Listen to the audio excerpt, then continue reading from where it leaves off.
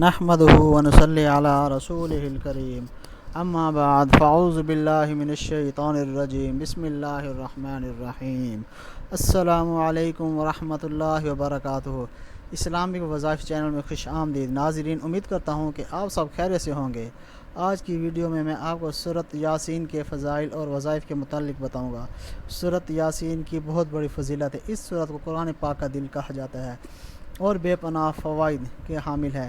اسے پڑھنے سے اللہ تعالیٰ راضی ہوتا ہے۔ احادیث میں اس کے بارے میں بے پناہ فضائل بیان ہیں، جن میں چند احادیث آپ کے گزارش کرنا چاہوں گا۔ احادیث نمبر 1، ام المؤمنین حضرت عائشہ صدیقہ سے روایت ہے کہ رسول صلی اللہ علیہ وآلہ وسلم نے فرمایا، قرآن میں ایک صورت ہے جو اللہ کے نزدیک بڑی عظمت والی ہے، جو اسے پڑھے گا اللہ تعالیٰ اس کو شریف کے لقب سے نوازے گا۔ حدیث نمبر 2، نبی کریم صلی اللہ علیہ وآلہ وسلم نے فرمایا کہ خدا کی رضامندی کے لیے جو شخص سورۃ یاسین پڑھے گا اس کے پہلے گناہ معاف کر دیے جائیں گے۔ سبحان اللہ۔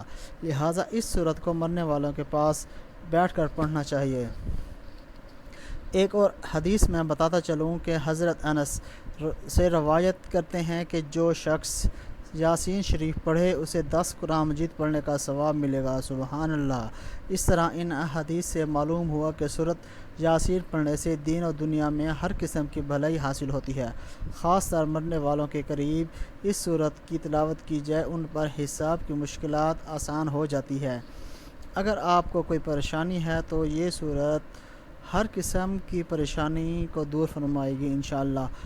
اور جو میں آپ کو بتانے جا رہا ہوں اسے آپ غور سے سنیے گا۔ اگر کوئی شخص اس سورت کو نماز فجر کے بعد ایک مرتبہ روزانہ پڑھنے کا معمول بنا لے، وہ بہت جلد لوگوں میں ہر دل عزیز ہو جائے گا۔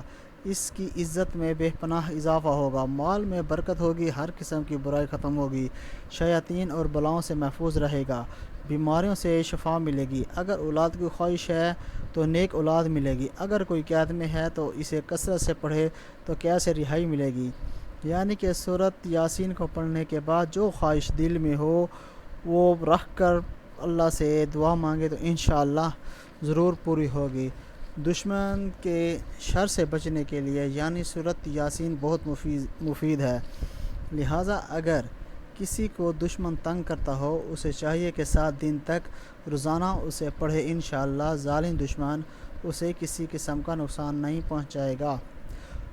ناظرین، میں امید کرتا ہوں کہ آپ کو میری یہ ویڈیو پسند آئی ہوگی، اور میری ویڈیو کو لائک کریں، شیئر کریں اور میرے چینل کو سبسکرائب کرنا مت بھولیے۔ خدا حافظ۔